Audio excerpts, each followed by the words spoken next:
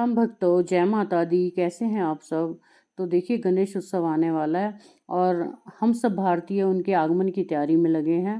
देखिए, आज 14 तारीख है, 14 सितंबर, और 19 सितंबर से 28 सितंबर तक वो हमारे घर में विराजमान होने वाले हैं। तो 19 से उनका त्योहार शुरू होने वाला है, गणेश उत्सव। तो आइए हम सब भी तैयारी करते हैं, और कैसे करनी है, कैसे उनको रिझाना है, क्या क्या करना है। जितना मेरे अंदर बुद्धि है, जितना मेरी जानकारी है मेरे पास, मैं वो आपके साथ शेयर करना चाहती हूँ कि कैसे कैसे उनको रिझाना है और क्या क्या हमने करना है, कैसे वो खुश होंगे। तो देखिए, सबसे पहले मैं आपको ये कहना चाहूँगी कि आप जिस भी भगवान की पूजा कर रहे हो, आप पूजा तो अवश्य कर रहे हो। हर मतलब कोई किसी भगवान की कर रहा है, कोई किसी भगवान की कर रहा है। तो देखिए, किसी भी भगवान की आप पूजा कर रहे हो तो सबसे पहले गणेश भगवान का नाम लिया जाता है।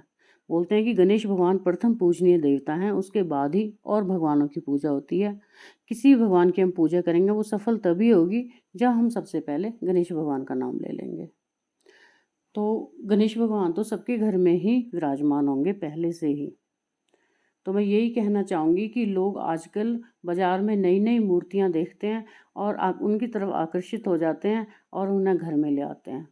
एक गणेश उत्सव के बहाने से गणेश जी ले आए, और जब नवरात्रे आते हैं तो माता रानी ले आए, तो ऐसे ही।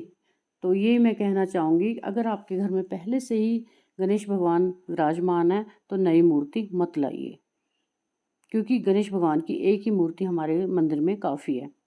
चाहे छोटी है चाहे बड़ी है, हम बड़ियों की तरफ आकर्षित होते हैं और फिर उसके बाद उनका विसर्जन कर देते हैं। नहीं भी करते तो हम इतनी सारी मूर्तियों का हम क्या करेंगे। देखिए, जो भी हम मूर्ति घर में स्थान देते हैं उनको भगवान का, तो जब हम पूजा करते हैं तो हम हमारे उसमें उनके प्राण प्रतिष्ठ हो जाते हैं। तो प्राण प्रतिष्ठ हो जाते हैं छोटी मूर्ति का, फिर हम क्या करेंगे? जब हमारे पास वो है तो हम बड़ी मूर्ति क्यों लेके आएंगे? कहने का मतलब ये है, जो आपके घर में मूर्ति, तस्वीर जो भी है, जैसी भी है, जिसकी आप पूजा कर रहे हो उसी को रहने दीजिए। और उसको जब आप पूजन करते हो, देखिए, जब आप पूजन करोगे पंचामृत से उनका स्नान कराना है। अगर आप पहली बार भी लेके आ रहे हो, पंचामृत से उनका स्नान कराना है। पंचामृत क्या होता है? देखिए, दूध, दही, शक्कर, शहद, देसी घी, ये हमारे पंचामृत होता है। एक बार और बता दूं, दूध, दही, घी, शहद और शक्कर, ये पांचों चीज़ें मिलके पंचामृत होता है। इससे स्नान कराना है, उसके बाद शुद्ध जल से स्नान कराना है, गंगा जल मिला के। तो ये हो गया स्नान। उसके बाद उनको तिलक लगाना है। तो तिलक आप देखिए, कभी उनके मस्तक पे ना लगाएं। कोई भी भगवान है, तिलक उनके मस्तक पे नहीं लगाना। मैंने पहले भी वीडियो बनाया है और आपको बताया है कि हम देखिए, वो हमारे भगवान हैं। क्या हम अपने बुजुर्गों का मस्तक छूने के अधिकार रखते हैं? नहीं।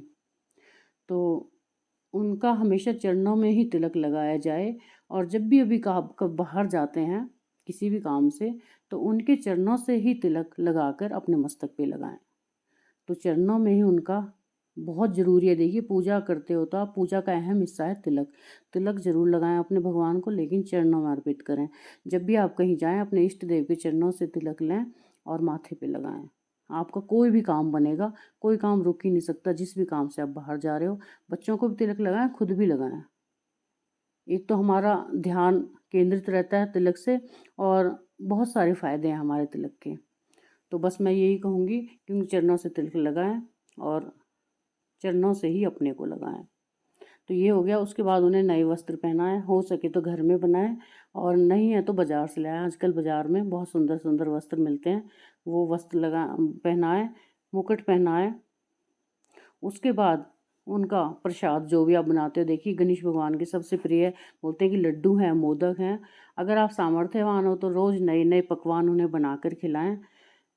जो भी सुबह बनाया वो शाम को रिपीट ना करें, अगर आप सामर्थ्यवान हैं तो। अगर नहीं है तो जैसा भी आपसे बनता है, जैसा आप खुद खाते हैं वैसे उन्हें खिलाएं, लेकिन प्रेम से खिलाएं। प्रेम से भोग लगाए और वो ना लें, ऐसा हो ही नहीं सकता। देखिए, आपने सुना होगा कि दुर्योधन की उन्होंने मेवा त्यागी, और विदुर के घर देखो उन्होंने छिलके खाए थे। तो प्रेम से आप जो भी खिलाओगे वो खुश होके खाएंगे। जो भी जैसा भी बनता है वैसे कोशिश कीजिए, अगर हो सकता है तो चाहे 1-2 लड्डू थोड़े थोड़े बनाओ, उनको लड्डू या मोदक का भोग इस बहाने आपको भी नया टेस्ट मिलेगा और वो भी खुश होंगे। और उनको देखिए दूर्वा दूर्वा होती है घास, घास होती है, वो दूर्वा उनको पसंद है, तो आप उनको दूर्वा चढ़ाएँ, पुष्प चढ़ाएँ और उनकी जोत जलाएँ उनके नाम से। तो ये हो गया। और पाठ जो भी आप करते हो, पाठ माला जो भी करते हो वो कीजिए और शाम को उनकी आरती ज़रूर कीजिए। 2 टाइम उन्हें भोग ज़रूर लगाइए और शाम को उनकी आरती ज़रूर कीजिए। गणेश भगवान बहुत जल्दी खुश होते हैं। अगर आपको टूटी-फूटी वाणी में थोड़े बहुत भजन आप गुनगुना सकते हो, उनके लिए गुनगुनाइए। जैसा भी, ये नहीं है कि सुर-ताल होना चाहिए, सुर-ताल मेरे पास भी नहीं है, लेकिन मैं भजन उनको रोज़ सुनाती हूँ। उन्हें खुश कीजिए, भजनों से बहुत जल्दी कोई भी भगवान बहुत जल्दी रीझते हैं। हो सके सामर्थ्यवान हो तो उनके नाम का कीर्तन कराइए। तो मैं ये नहीं कहती कि मंदिरों में जाओ, वहाँ पूजा पाठ करो, अपने घर को ही मंदिर बनाओ और वहीं उनका पूजा पाठ करो, लेकिन प्रेम भाव से। पूरा परिवार बैठ के उनकी आरती उतारेगा, उनके गुणगान करेगा, वो कैसे नहीं रीझेंगे, खुश होंगे। तो इस तरह अपने गणेश भगवान को खुश कीजिए, रिझाइए, लेकिन 9 या 10 दिन नहीं, डेली, आजीवन। आजीवन उन्हें ऐसे ही पूजना है। कोई भी भगवान है, कैसे भी, उनका रोज़ गणेश उत्सव, जैसे गणेश भगवान है, रोज़ उनका गणेश उत्सव होना चाहिए। देखिए नवरात्रे हैं, मैं माता रानी की पूजा करती हूँ, मेरे लिए रोज़ नवरात्रे हैं। ऐसा नहीं है मैं नवरात्रों में नहीं कर पाती, नवरात्रों में भी व्रत रखती हूँ, लेकिन मैं रोज़ नवरात्रा मनाती हूँ। तो जैसे नवरात्रों में करती हूँ वैसे डेली करती हूँ। मैं हनुमान बाबा की पूजा करती हूँ, तो मेरे लिए डेली मंगलवार है। एक दिन मंगलवार नहीं मानती, मैं डेली ही मंगलवार मानती हूँ। ऐसा भाव लाइए कि हमारे घर ये विराजमान है। और भगवान को भगवान का रूप कभी मत मानिए। उन्हें किसी न किसी, जो भी आप संबंध उनसे बनाना चाहते हो, जैसे गणेश भगवान है, मेरे बड़े भाई हैं वो, मैं बड़ा भाई मानती हूँ उनको। वैसे ही कोई भी स्थान, बड़ा भाई, सखा, छोटा भाई, लल्ला, मतलब बच्चा अपना, या कुछ भी, बाबा, कुछ भी कह सकते हो। कोई भी आप उनके साथ संबंध बना सकते हो। संबंध बना के उन्हें घर में स्थान दीजिए। जब वो हमारे, देखिए, परिवार के सदस्य हो जाएंगे, बाबा के रूप में, भाई के रूप में, मित्र के रूप में, तो वारे के न्यारे हो जाएंगे। अगर आप भगवान मान के उनको पूजोगे, भगवान आपको कभी नहीं मिलेंगे। संबंध बनाइए, बड़ा प्यारा सा संबंध बनाइए। कोई भी भगवान है, गणेश भगवान की बात नहीं कर रही, कोई भी है, उनसे प्यारा सा संबंध बनाइए, उन्हें स्थान दीजिए और उनका डेली जितना वो हो सके उनका सेवा कीजिए उनकी, और उनके खुश केयर करिए, उनको रिझाइए, शाम को आरती ज़रूर गाइए। तो ये हो गया हमारा गणेश उत्सव। अब आप देखिए गणेश उत्सव 28 को आ रहा है, और सॉरी 28 को उनका विसर्जन डे है, लेकिन विसर्जन हम क्यों करेंगे? आप मुझे ये बताइए। जब हमें स्थान दे चुके हैं, आपके परिवार के सदस्य हैं, तो उनका विसर्जन आप कैसे कर सकते हो? तो मैं यही कहूँगी, विसर्जन उनका बिल्कुल भी मत कीजिए। क्या आप अपने परिवार के सदस्यों को कुछ दिन रख के पानी में डुबा के आ सकते हो? नहीं आ सकते ना। तो उनका विसर्जन हम क्यों करेंगे? वो भी तो हमारे परिवार के सदस्य ही हैं।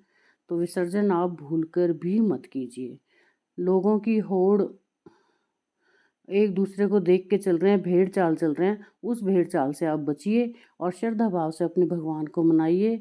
और अगर हो सके, सामर्थ्यवान है, तो आप नए नए पकवान उनको बना के खिलाइए, खुद भी खाइए, और नहीं है तो अपना जैसा आप सूक्ष्म भोजन जैसा भी करते हैं वैसे उनको खिलाइए, वो खुश होके खाएंगे। देखिए उन्होंने, कृष्ण भगवान ने दुर्योधन की मेवा नहीं खाई थी, आपने सुना भी होगा कई जगह। और देखिए विदुर जी के छिलके खाए थे उन्होंने, खुश होके खाए थे, क्योंकि वो प्रेम भाव से खिलाए थे उन्होंने। तो वही प्रेम भाव रखिए, चाहे सूखी रोटी खिलाओगे तब भी खुश हो जाएंगे, और अगर आप भाव से खिलाओगे तो, अगर बिना भाव के खिलाओगे, आप कुछ भी खिला दो, खुश कभी नहीं होंगे। तो अपने प्रभु को जैसा हो सके उन्हें रिझाइए, खुश कीजिए और अपना आनंद लीजिए। रिद्धि सिद्धि के दाता हैं। अगर आप उनको अच्छी तरह उनका सेवा सत्कार करेंगे, उन्हें रोज़ खुश करके रखेंगे, तो देखिए रिद्धि सिद्धि क्या नहीं करती हैं, रिद्धि सिद्धि के साथ आएंगे और आपके घर में मंगल ही मंगल होगा। तो इस मंगल को अपने घर में आने दीजिए और अपने घर में विराजिए। खुशियाँ आपके घर में आएंगी। अगर भगवान आपसे खुश हैं तो खुशियाँ आपसे रुष्ट हो ही नहीं सकती। आजीवन आप खुश रहेंगे, कोई कमी आपके जीवन में नहीं होगी। तो अगर आपको मेरा कुछ बताई हुई बात गलत लगती है तो ज़रूर मेरे को कमेंट बॉक्स में बताना, अगर अच्छी लगती है तो भी बताना। और मिलते हैं नए वीडियो में नई जानकारी के साथ। तब तक जय श्री राम, जय माता दी, जय गणपति बप्पा मोरया।